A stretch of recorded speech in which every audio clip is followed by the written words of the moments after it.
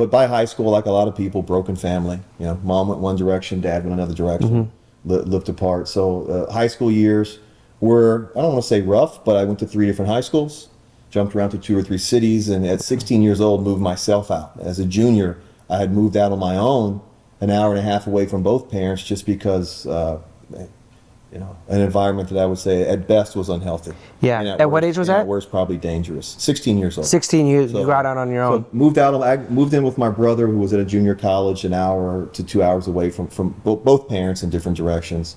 You know, this is still the early 90s, mid 90s. So, you know, full credit to my mom. I don't think she understood the severity of the situation, the full story. Yeah.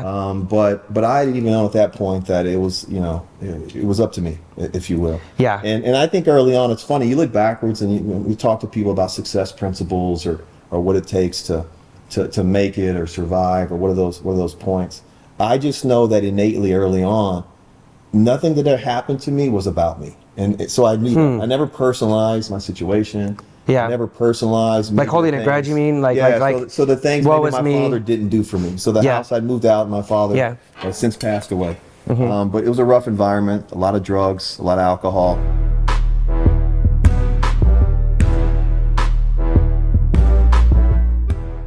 All right, we're out here in Phoenix, Arizona. We're actually in Paradise Valley. And I think this is my boy Todd's house. He's one of my mentors and a guy that I've known for a long time. He's an amazing dude. So hopefully this is it. We're here to find out right now. What's up, sir? What's up, baby? It's good to see you, man. Welcome. Hey, Welcome I like to the it out desert. here. Thank you. What do you think of the bus? First time seeing it. I know we've been talking about it. Welcome, man. Dude, can I check out your place? Please come on in. Let's go in there. It seems like it's probably cooler. Let's go. Yeah, let's get out of here. All right. All right, everybody. Welcome back to Think Like a Star. I'm here with one of my favorite people in the whole wide world, Todd. I'm always nervous when I say your name. Todd Delano. My own wife. Because everyone says gets it Delano. wrong? No, she just starts saying Delano to people when she introduces us. Like, you know, we're Delanos, right? Everybody just says Delano. So I feel like that's disrespectful. even she did. Can we cheers to start this off? Delano. In our fancy water. We won't sit around. Yeah, we're going. We're live. We're all the way live, baby. Mic hot? Let's I go. got to bring up the socks first thing. Okay, I saw the socks. I've been keeping an eye on them. What are we doing here? I like it. I'm a fan. I'm not hating. I'm just saying I don't know about the sock game, and I feel like you're in the sock game and you know about it. Long answer, short answer. We'll go short. Short. Match the shirt. Is that really what it was? Yeah. It's that simple. It's that simple. Simple. So you always match the socks with the shirt. Is that a thing? No. Today Today was a special day. Yeah. It's a special day today. Just for you. Dude, so what's going on? Thank you for my fancy water. Hey, I love the place. Thank you. I got the tour. I feel like it was MTV Cribs, and I just need to get my bread up. I need to step my game up. I've never felt more poor in all my life. Oh, you'll be here. You know what's going on?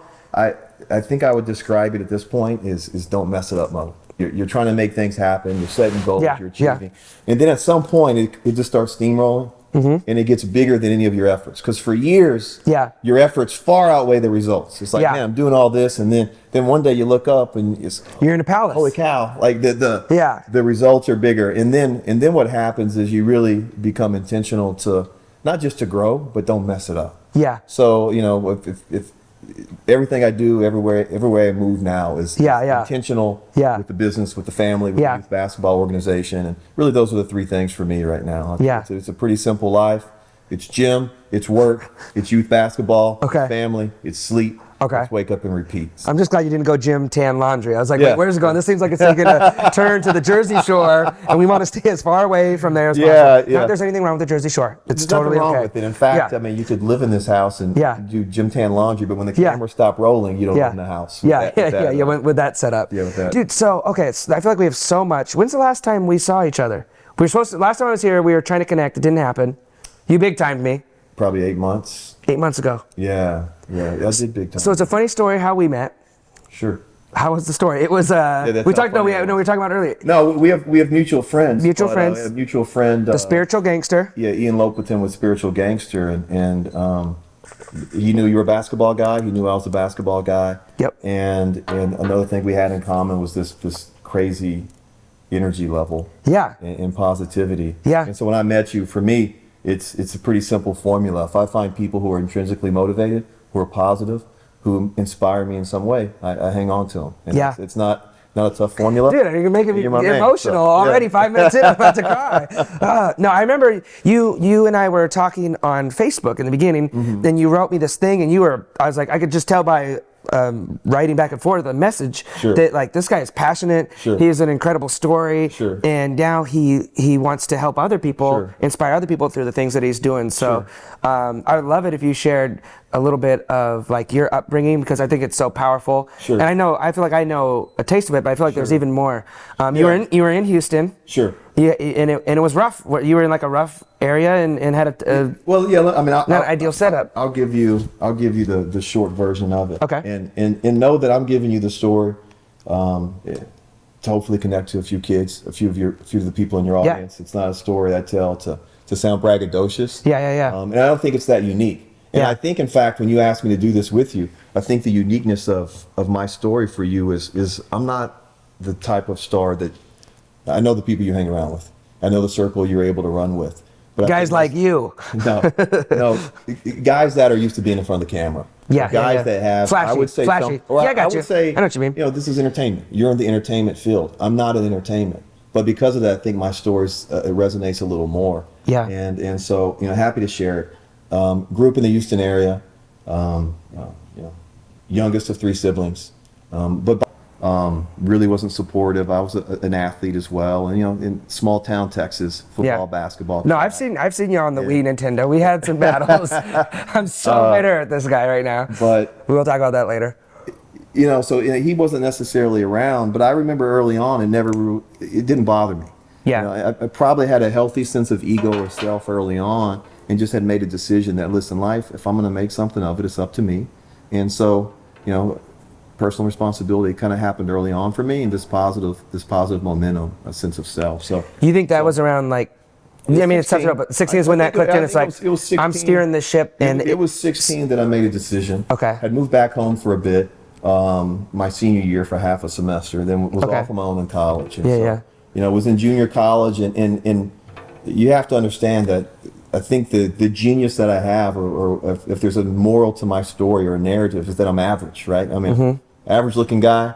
I had below average grades. I was an average athlete, so there was no academic scholarships. There was no athletic scholarships. There was no financial aid. My parents had made just enough, though, where I didn't qualify for financial aid. Could you be a little more poor, parents? Or at least where a lot of people fell. And is proud of where I am today. In many ways, I'm actually more proud of that guy, right? So if I saw that guy, I'm more in awe of the 18-year-old Todd in many ways than I am the 41-year-old Todd. Started at junior college. The story is I'm a kid who's in JUCO, who's working full time, was a janitor at a hospital, and had a pair of Nikes. I had one pair of shoes that had the air pockets. If you remember the you could see the air pockets. And it had busted. The sole had wore out, and the air pocket one of them had busted. So when it would rain, the air would release almost like a dog whistle or and I remember duct taping the shoes together. And just kept it moving. I mean, the best way to say it is just kept grinding. So finished JUCO, went to a state university, went to Texas State University, and graduated in '99 with honors. And I think it wasn't until probably my second or third semester in college that I realized how that I had the intellectual ability to compete. Right? I was third quarter of my high school class. I was 970 on my SAT. And I love my mom, and this isn't an indictment on my mom, because my mom is one of the hardest working ladies I know, and her morals. I mean, everything about her, the fabric of who I am is because of her, but you have limiting beliefs. So I remember my senior year, I graduated high school, my mom came to town to visit, and she asked me what I was going to do. Like, this is the first time this question was posed to me as a young senior of high school. It was done, graduated, graduation night. So what now what? Do? I think I'm going to try college, Mom, was my answer. And her loving advice was the nuclear plant, the local power plant, had good benefits that maybe I should consider working at the power plant. And she just loves you and wants what's best for you and wants you to be safe and secure. Like, I understand her perspective on it, but also respect where you're coming from of like, no, I want to go for something else. I have a little bit of an aspiration or a dream, and so you decided. Was that a hard decision, or was it no decision at all? Like, no, I'm going to go to junior college. I mean, it's funny. So now you're kind of getting to some of the themes of like what motivates you, right? Yeah. And for me, it's I remember Tony Robbins is a guy that a lot of us have listened to for years. Yeah. Early on, I started listening to him. Love Tony. And I agree with the principle that you're moved more by pain, the need to avoid pain than pleasure. So I think for everything I do, it's pretty simple in that it was more painful not to do it. I mean, it can be pleasurable to do something. I think pain, the fear of not doing something is what pulls you, right? So he has another principle he talks about. It's easy. You have to be pulled, right? You can't be pushed to do anything. If you're pushing yourself to go to school, if you're pushing yourself to get a better job, if you're pushing yourself, it's just not going to work. But I've always felt compelled. I felt pulled. I didn't know what direction I was going to go. I just knew that life needed to mean something. That I was addicted to this idea early on that I was going to build a legacy, whatever that was. Whatever that meant at that time. Was. So in high school, you got kind of iffy grades, but when you got to college, something clicked and changed, and you felt, like you said, intellectually challenged, and you started doing really well. So I mean, almost by accident, made a few A's, and it's funny, I didn't know. What is this? So the second semester in, they walked into the classroom, and in junior college, I believe it's Phi Theta Kappa, the National Honor Society for JUCOs, they'd walk into our room and announce two or three students that had made the National Honor Society. And I was one of them. Now remember, I'm third quarter high school class. But what I realized, the difference in college and the next, I guess you would say, awakening of kind of my own secret sauce was just keep showing up, right? Like college is a place where people stop showing up because you don't need to show up. No one makes you show up. But where I was ahead of people was I had to start showing up early in life. 14, 15, 16. I'm showing up. Right? No one's washing the janitor. Clothes. No one's telling you to go to school when you're 16. No one's telling you to get a driver's license. I bought my own car at 16. No one told me to get a car or how to I'm doing these things early on where I'm showing up probably before most of my peers were. So when I got to junior college and people are still figuring out what life's about and not showing up, I just continue to show up. You had a little leg up on them. And so, finished junior college. That part of the story I tell is my dad had died at that time. So I was 19 years old. It was time to transfer to a university. I had no house. I wasn't living with him at the time. He had no assets, but he had a car. I was going to sell his car. It was worth about $8,000. So I had a buyer for the car in December. I'm heading to Texas State University that spring.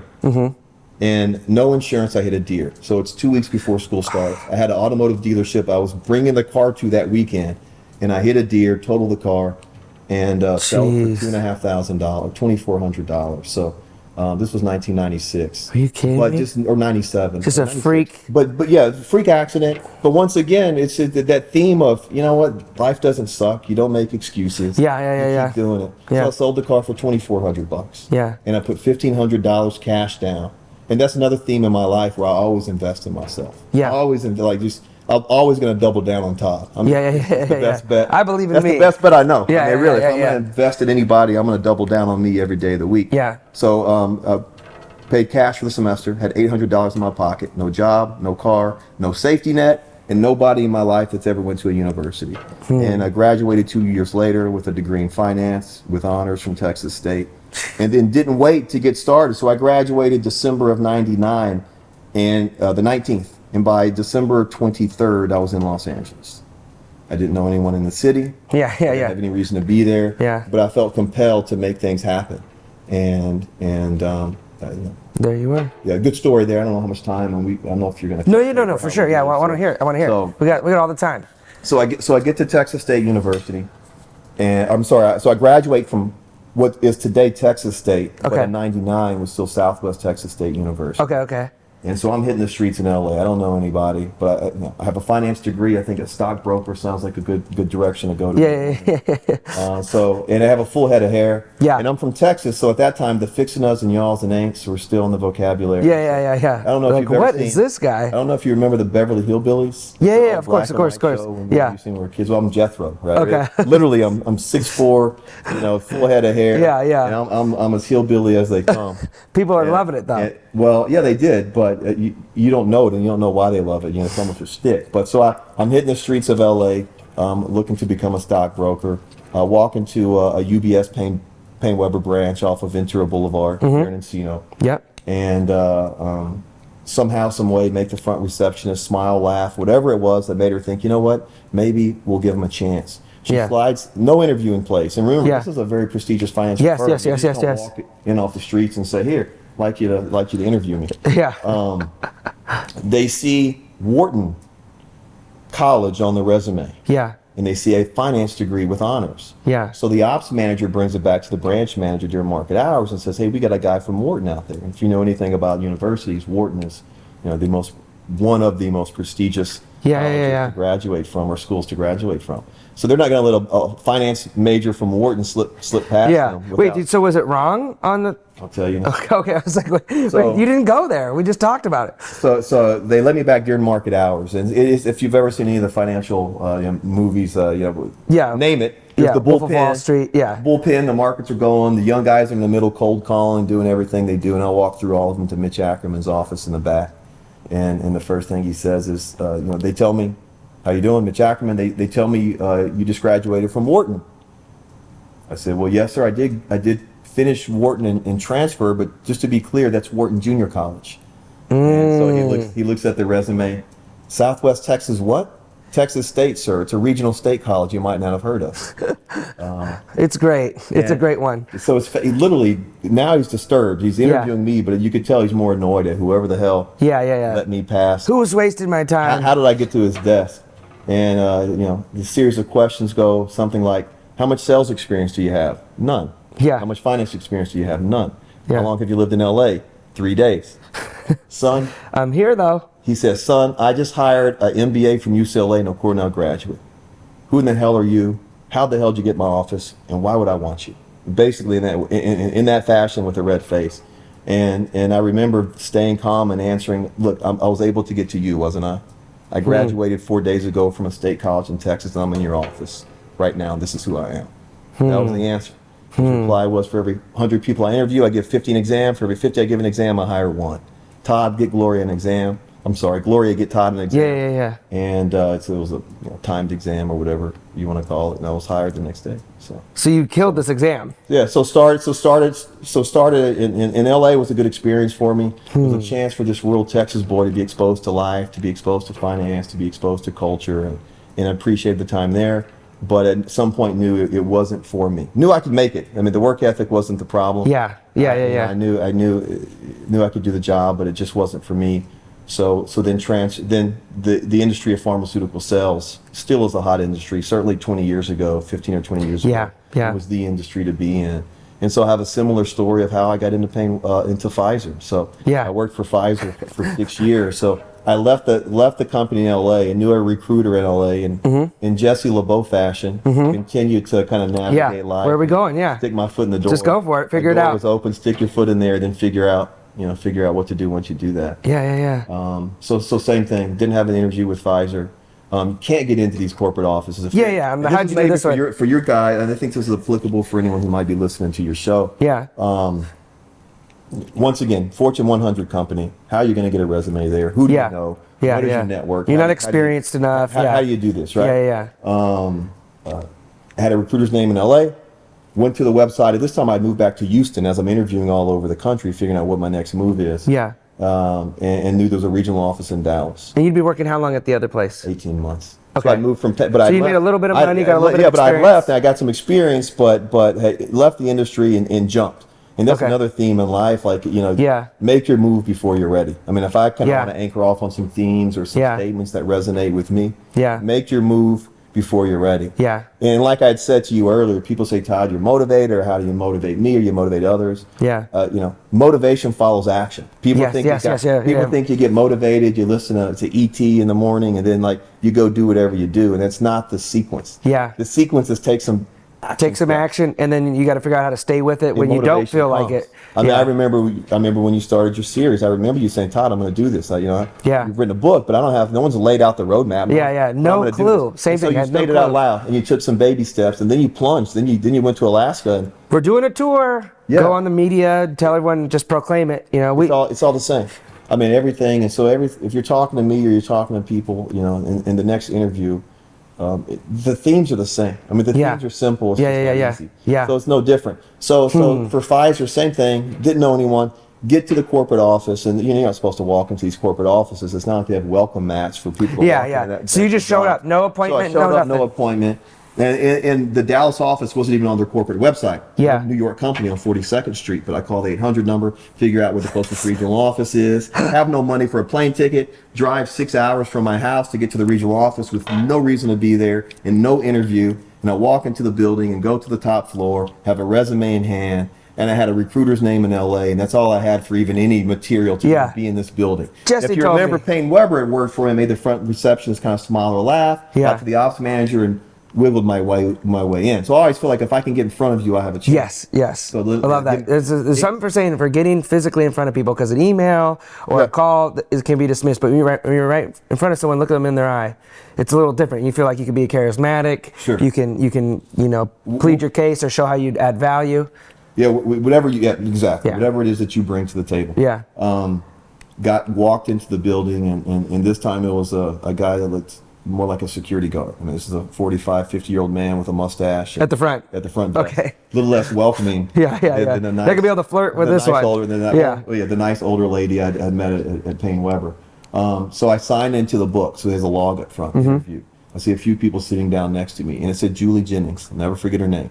So I said, I'm here for an interview with Julie Jennings. So I sit down with the resume. And someone else had written that in the book? Yes. Okay. Yeah, I mean, I'm there. So I'm there. I'm walking up. Okay, this guy I'm not going to make smile or laugh. Yeah. Well, Plan B. Let me get to the front and figure it out. And I saw there was a sign-in book. And at that moment, I saw people had signed in, and it said Julie Jennings. Yeah. Next, and it said HR. So I said, I'm here to see Julie Jennings. Yeah. And sit down. And still not knowing, okay, what's the plan here? When am I getting pulled out of here? At some point, I'm getting pulled out the building. Throw it out, Jazzy Jeff style. Sure. So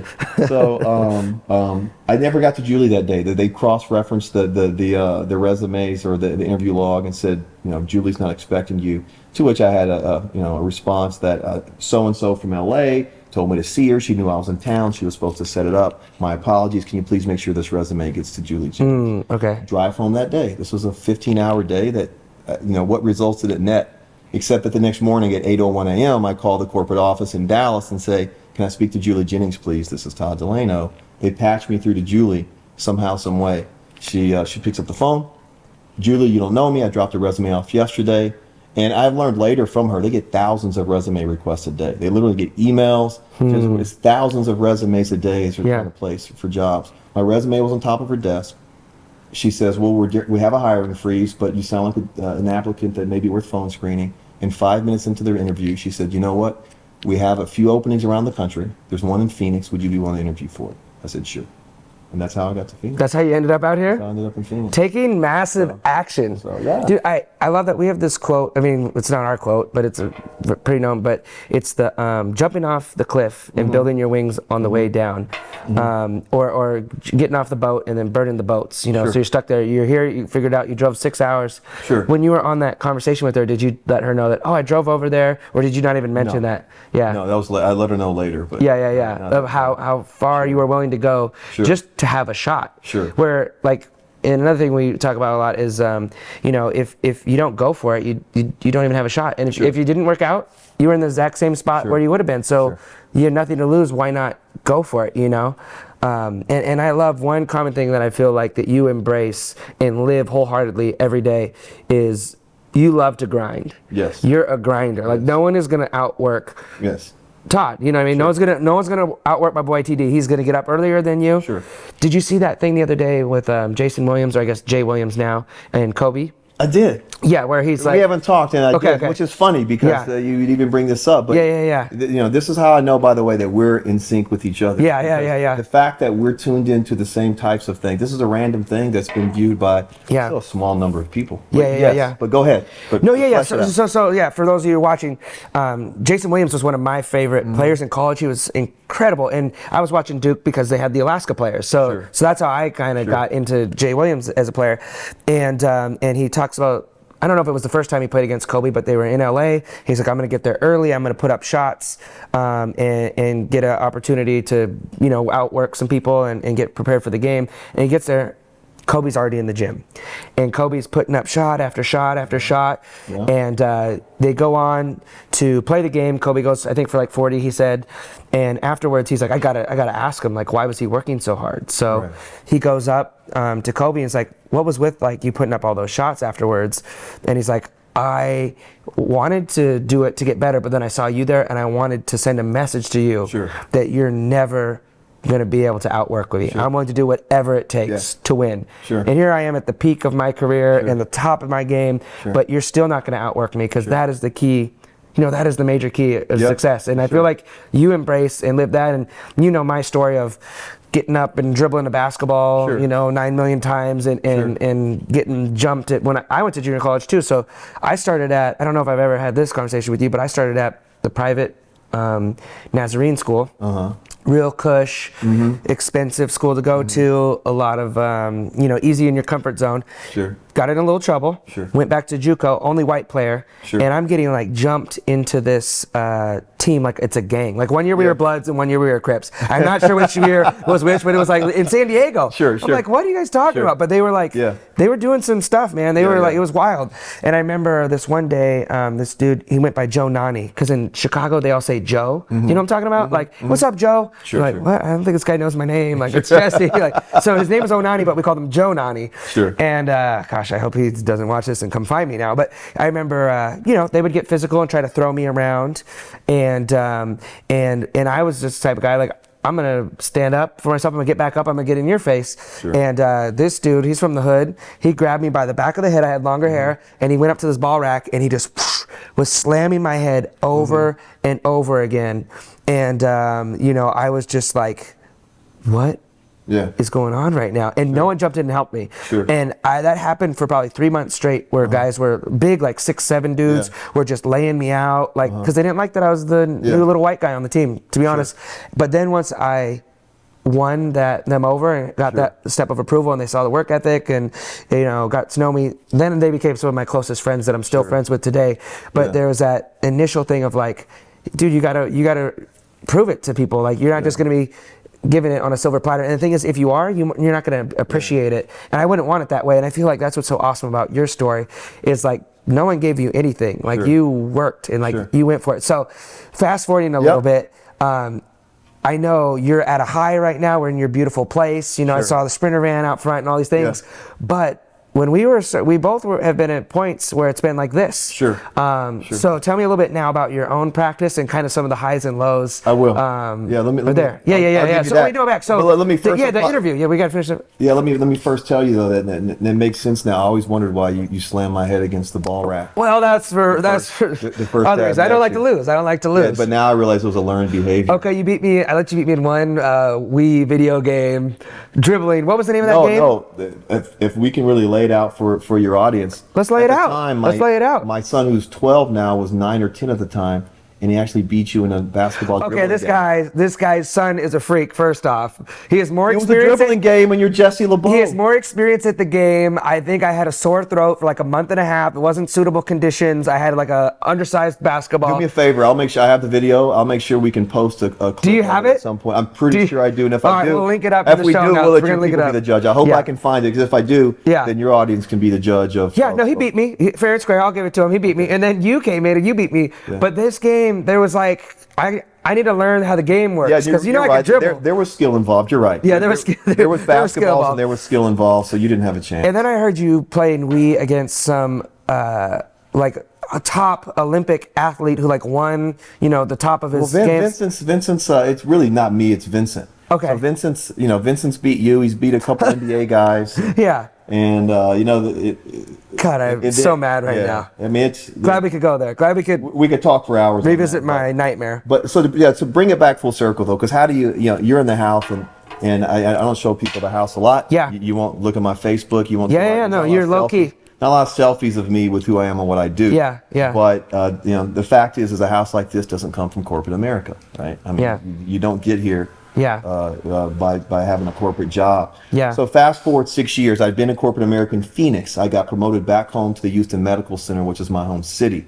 I found my wife at that time, Carolyn. Carolyn's the younger sister of my best friend's wife. So I have a childhood friend. Yes. Sister. I meet Carolyn. We fall in love.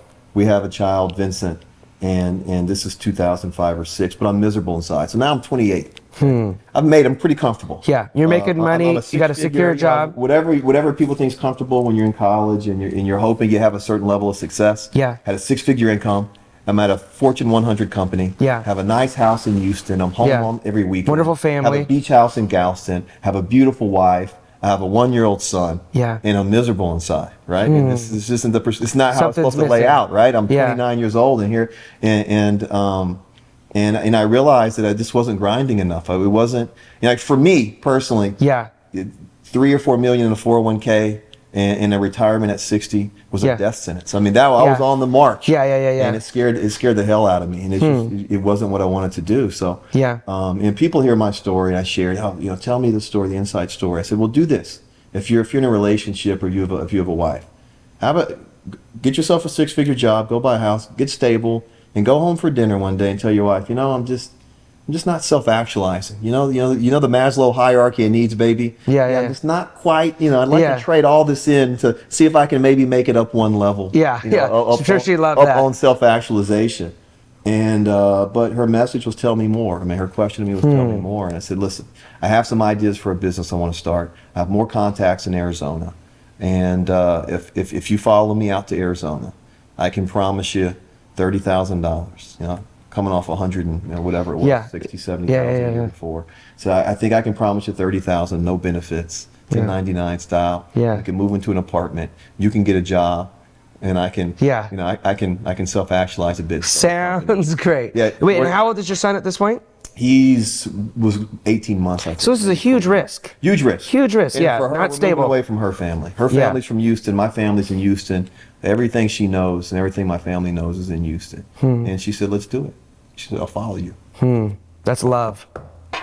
So anyway, I want to get emotional. No, I love that's it, what man. It takes, right? Yeah. I mean, it takes someone to grind it out with you. Yeah. And I rewarded her the first year. In fact, I had outperformed by 20%. I think I may have brought home $36,000. Oh, yeah. You're like, see how well this is going? So, yeah, no, we did until 2008, until 2009 happened. Yeah. And I didn't promise her negative 150,000. Yeah. So that business fell. The markets had crashed. I had a research and development company, and we had some supplements in the marketplace with several outlets.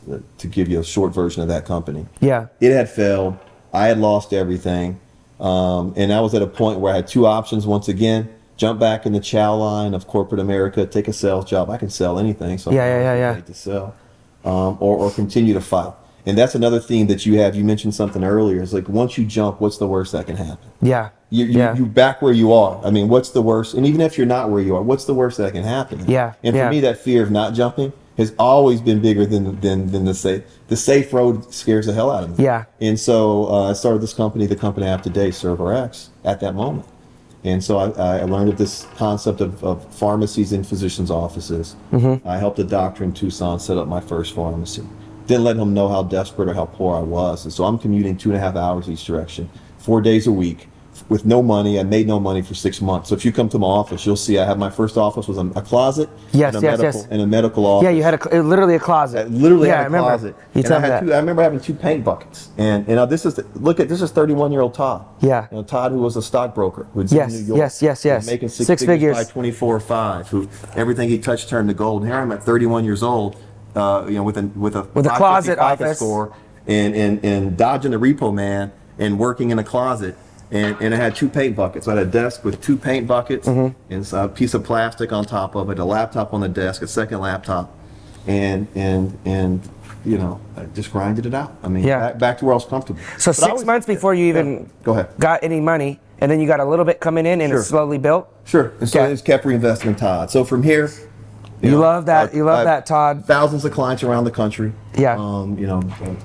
Last year we were in the Inc. 500. We're the 5th fastest growing company in Arizona, the fastest growing healthcare company in the state, and continue to reinvest in myself. So this is 7 years later. Now we're back to where we are now, where I said I'm in don't mess it up mode. Right. The business is going well. We know I have a second boy. I have a 6-year-old and a 12-year-old. We have a third son on the way in January. Yeah. And if we can transition a little bit, because I'd like to talk about your question, but now I'm in don't mess it up mode with the business. For me now it's about legacy. So outside the business, it's community, it's family, and all the other things we're doing, which is the other interest of basketball, how we got together. So. Yeah.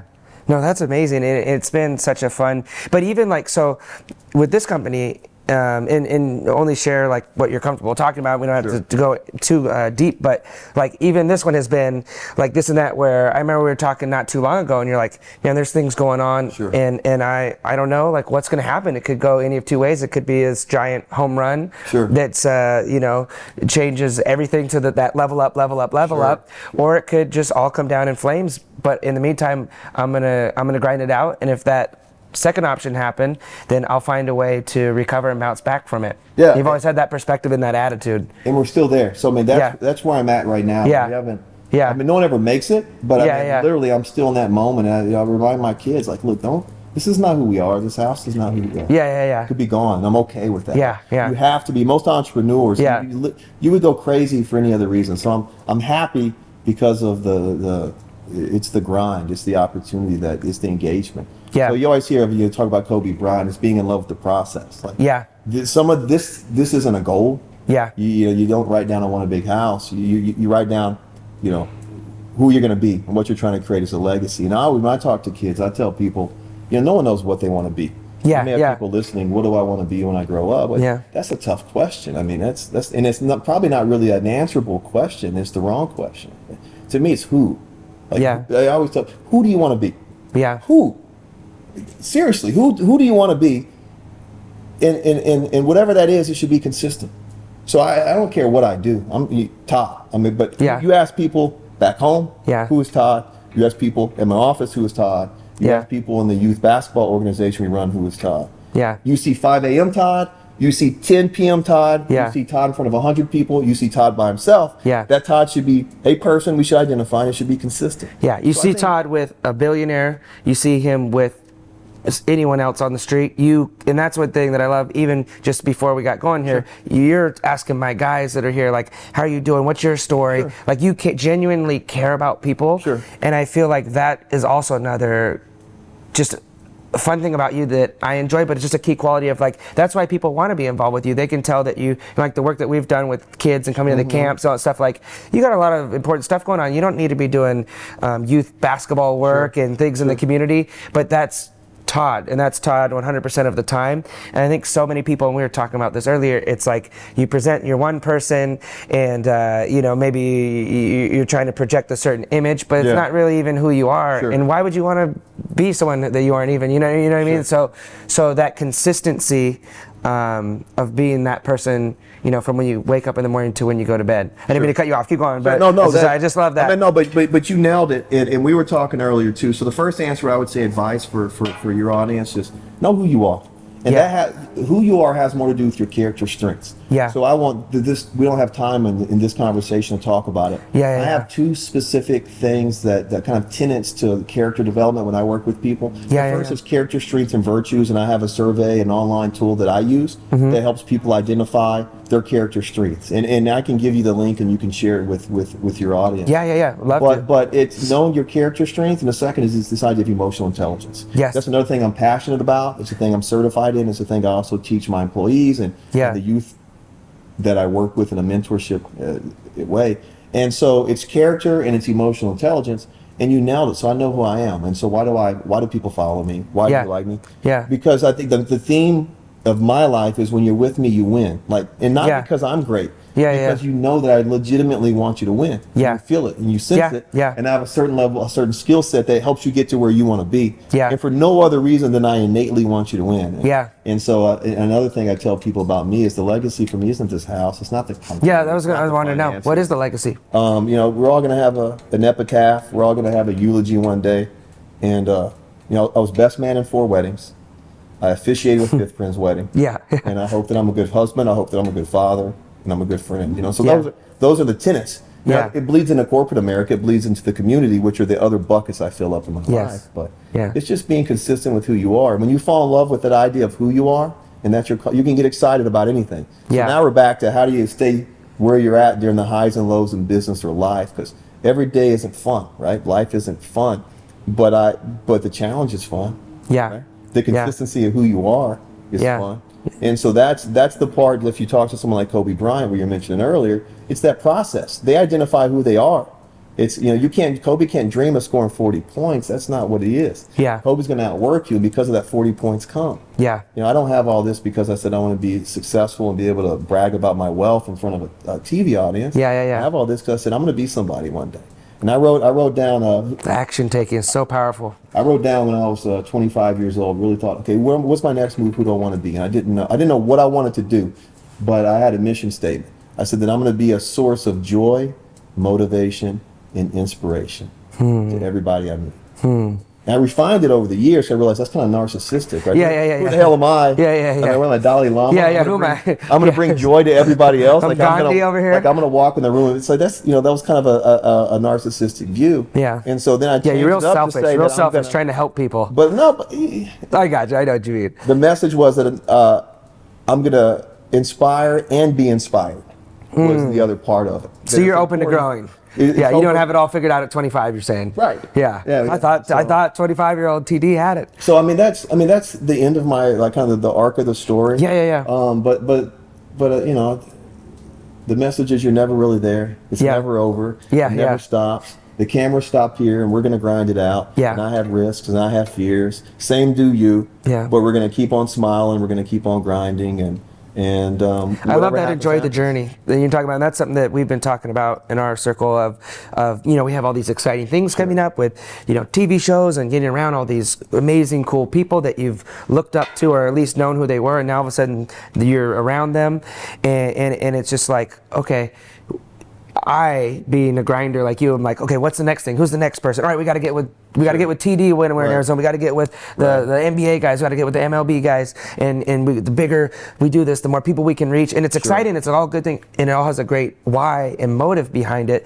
But it's like, let's just enjoy this drive right now from LA to Phoenix, and all of us being together and listening to music and looking out at this. Did you see the moon yesterday? I didn't. It was amazing. I don't get excited about moons, but I'm trying to, because I'm trying to learn to enjoy the journey. Because as I've learned, as I've gotten around from people much more successful than myself, like you, it's like, hey, I'm 29, I'm top of corporate America, doing well, have a family. If you're not in aligned with who you are, then that journey, you're not happy. So it's easy, and I get caught up in this. Hey, if I have a certain amount of money in the bank, if I drive a certain car, if I have a girl, that looks a certain way, then I'll be happy. But that isn't what makes you happy. And I think we both know a lot of very successful, very wealthy people who are some of the most unhealthy, unhappy people that we know. So it's cool to hear that from you as well, as like, enjoy the journey. I'm curious, real quick. Can you can you teach us a little bit about emotional intelligence? Like, is there a few little things? Because I'm very curious about that, and I feel like innately I kind of have an ability to connect with people, and I think it's just from how my parents raised me and just my natural personalities. I'm outgoing, and I like to talk to people and like, oh, what's your story? The random cashier at the checkout is either going to hate me or love me, because I'm going to try to talk to them. If you catch me on the right day. So as far as emotional intelligence, it's connecting with people and knowing how to listen or better talk on their interests and that sort of thing.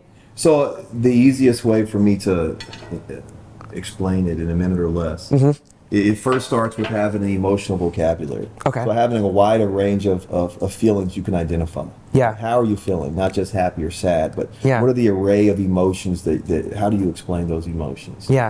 So having the vocabulary, recognizing your own emotions, recognizing your patterns too of your emotions, and recognizing the emotions of others, and that's where the social intelligence parts comes into play. But I would describe it as this meta awareness. So it's a combination of both being within the moment, but realizing the moment's bigger than your own emotions. So trying to pull yourself out of the own emotions you're feeling, and being able to read the room. Now, if you have that tool, and then you tether it to something that's intrinsic, something that's pure, you'll be a leader. People will follow you. You'll always have this certain level of charisma or charm. It doesn't have to be the outgoing personalities maybe you or I have. You'll have something that other humans pick up on. Now, there's a lot of people that have emotional intelligence and use it for bad. That's what I was just going to say, because I sometimes feel like I don't want to be manipulative, but I know I can go in a room and there's 8-10 people, and I know I can weave around this room and make people laugh, but it's like, what is the outcome or the intention? I sometimes, because I overthink things, I'm like, am I being a bad person? Like, when I went to LA, I'm like, I need to become best friends with everyone who's somebody, because that's going to help me. And then I'm like, wait, does that they say to surround yourself with a good circle of people who encourage you, who you inspire, and vice versa. But I'm like, is that, so I started taking back some of these relationships with awesome people that I had. And then I had to come back to, for me, of like, hey, I know that I'm a genuine person in this person's life, and all relationships are kind of selfish in a way. Even just like, if it's like me and you, like my relationship could be like, when I'm around Todd, I have a great time. That's selfish. But like we have fun, like talking and giving each other crap and talking smack and competing in sports. And that's a little selfish. So it's like, I have to be okay with that. But talk about that. I guess people using it for bad, because that's something that I'm like, am I a bad person? Because well, I don't necessarily. Tell me if I'm a bad person, Todd. Tell me I'm not bad. I don't want to focus on necessarily, how do people use it for bad. The better question is how do you align yourself and make sure, you're using it for good. Yes. Thank you. And to me, you mentioned something. So when you talked about trying to get to know people in LA for selfish reasons, because you think it might help you. I would first say that even if you're going to use that tactic, the better question that you would have is not how do I get to know these people, but how do I add value? Because how can I add service? How can I be a service to somebody else? And we mentioned earlier off set, we're all the star of our own show. And we all don't realize that. When you realize that you're really only a supporting cast in everybody else's show, including your own mom's, right? Like even your own mom's life, you're a supporting role. So who the hell am I to think I'm the lead when I walk in a room with anybody else? But so first, be of service to others. Look to serve. What I always say is, you can be narcissistic. I feel like I'm kind of cheating the world a bit. I always say I might give because I'm a narcissist. And let me explain. It's the most selfish thing you could do. That's what I'm saying. When you realize, and that's so freeing. Like for me, when you realize it doesn't have to be because you're trying to make someone else proud, doesn't prove somebody else wrong, doesn't have to be a religious reason. When you realize it literally feels better. It's a better high, a more sustainable high, and a longer high to serve others, to give of yourself and do something bigger than yourself. It just feels better. It becomes easy to say no to some of the hedonistic pleasures, to say no to a certain crowd. And that's like the holy grail. You can know that, but when you experience it and when it becomes your truth, it's so freeing. And it almost feels guilty. Like, being here with you, sharing with your audience, the thought that maybe one person heard my story and was motivated. That's a better high.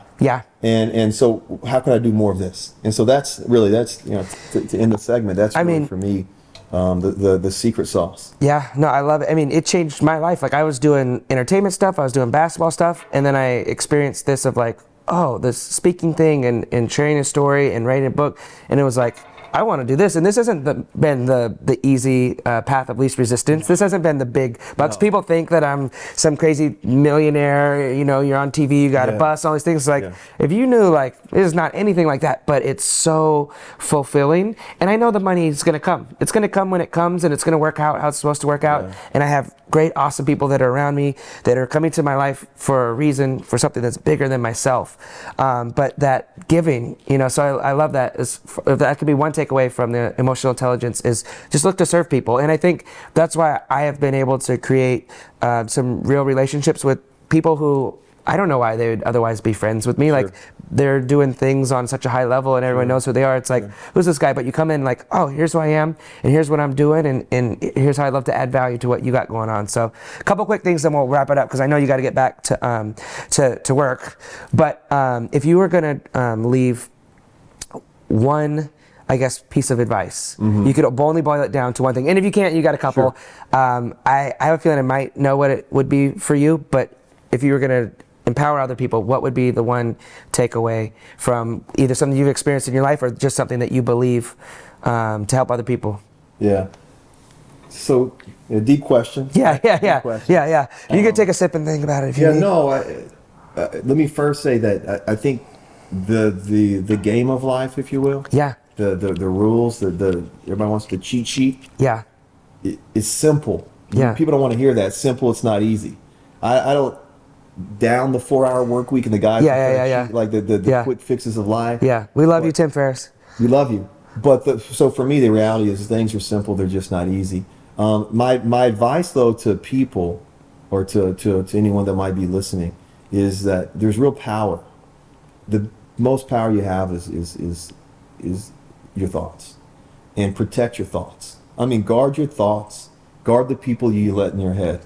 with everything. I mean, it's your life. I Yeah. mean, guard the people that you listen to. It's life or death, man. It really is. It's prosperity or it's depression.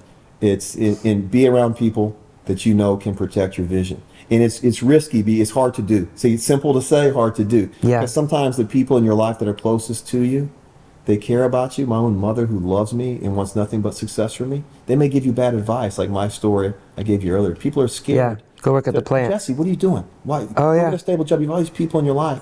You're 29 now. Let's grow up. All the things you hear. Yeah. They love you, but it's bad advice. Yeah. So listen to yourself. Protect your thoughts. Hold on to your dreams.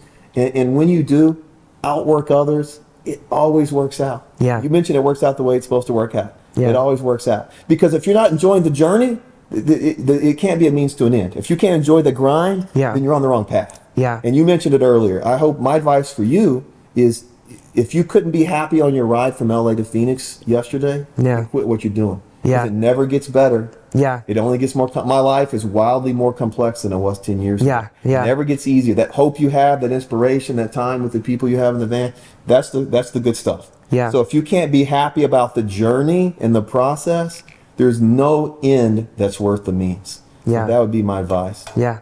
I love it. One man thought he could. One man thought he couldn't. They both were right. That's a quote I do in every speech, and I love it. The power of your thoughts is incredible. So you're going back in time, and you get to see the 14-year-old version of you. Yeah. Your TD, your Houston. What are you wearing? Tall tee. What do we got? What do we got over there? I might have an Elijah one, a T-shirt. Okay. And probably some baggy jeans. Okay. You're sagging. Yeah. Okay. I'm definitely sagging. So you're still in the home. You haven't left out 16, ventured on your own. You are around an unhealthy lifestyle, drugs, drinking, all these different things. What would be the piece of advice that you would give yourself? Yeah. From where you are now and what you've experienced to, all right, 14-year-old TD, I'm gonna lay it on you. Yeah. I